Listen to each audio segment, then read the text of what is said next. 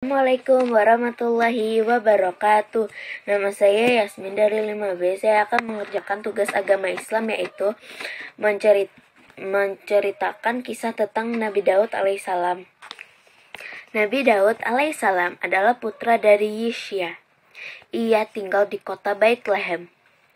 Ia tinggal bersama ayah dan 13 saudaranya. Selain menjadi nabi, Nabi Daud alaihissalam juga menjabat sebagai Raja Bani Israel. Sejak kecil, Nabi Daud alaihissalam sudah memiliki jiwa pemberani. Beliau juga memiliki keinginan untuk berperang.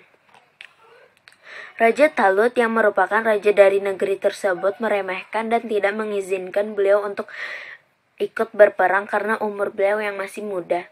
Namun, beliau terus meminta izin untuk ikut berperang dan akhirnya Raja Talut pun mengizinkannya untuk ikut berperang.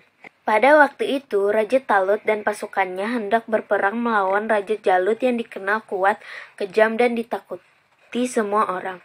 Ketika berperang, Nabi Daud alaihissalam hanya bersenjatakan batu kecil dan alat pelemparnya.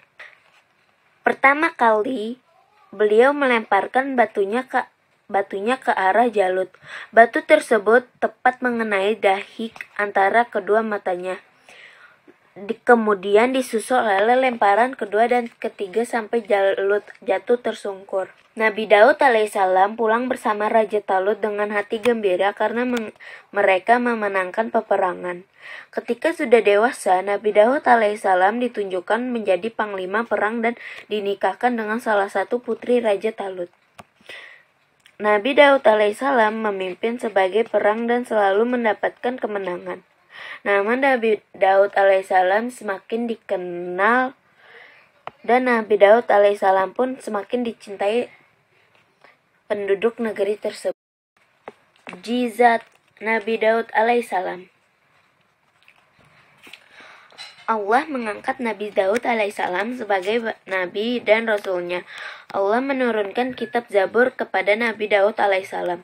Allah subhanahu wa ta'ala memberinya mukjizat, diantaranya kecerdasan akal, dapat mengerti bahasa burung, dan melelehkan besi hanya dengan menggunakan tangan kosong.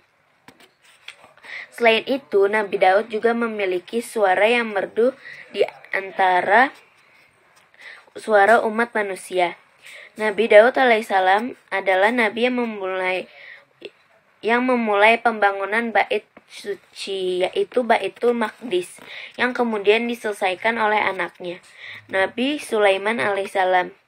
Baitul Maqdis sekarang lebih dikenal dengan Masjidil Aqsa. Nabi Daud alaihissalam meninggal dalam usia 100 tahun dan dimakamkan di Baitul Maqdis dalam Islam. Nabi Daud alaihissalam dikenal dengan puasanya, yaitu puasa Daud, sehari puasa sehari. Wassalamualaikum warahmatullahi wabarakatuh.